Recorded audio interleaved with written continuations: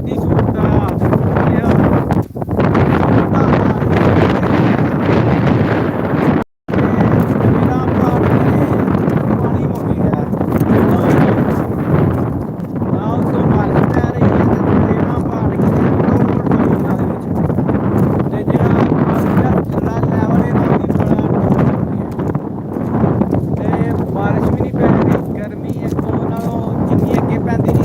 ਸਮਝ ਲਓ ਕਿ ਡਬਲ ਪੈ ਰਹੀ ਹੈ। ਇਹਦੀ ਵਜ੍ਹਾ ਕੀ ਹੈ?